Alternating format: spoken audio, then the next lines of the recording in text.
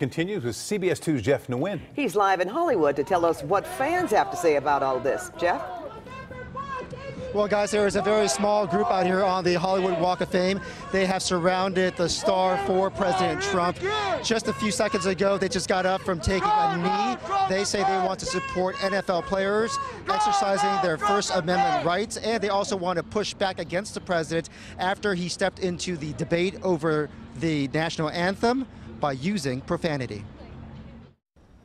Along the Hollywood Walk of Fame, we found some people crouching down to get a picture with President Trump's star, but some of the Kodak moments were not fit for TV. I find it very disheartening because I think we live in a really great country, and if you feel the need to protest what's going on, you need to find a way to do it that doesn't insult the people who made the country what it is. The battle over standing during the national anthem was started last year by former 49ers quarterback Colin Kaepernick, who wanted to draw attention to how minorities are treated by police. For those that did it from the beginning, thank you. So, maybe this will create a difference. We're in a crazy climate in the country right now. The president has continued to talk and tweet about the protests since he stepped into the debate on Friday. Out, he's fired.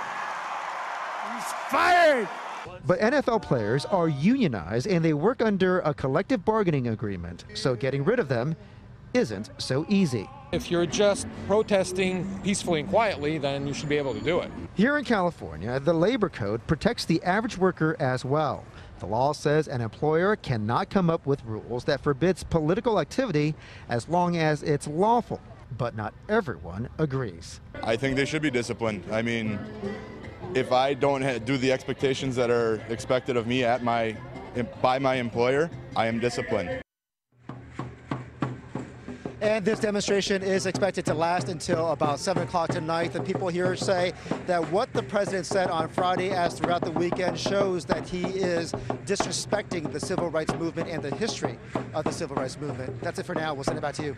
All right, thanks, Jeb. And ahead at 5:30, coverage continues with CBS 2's sports director Jim Hill, who is live at Lakers Media Day, where the national anthem controversy was on the minds of many there.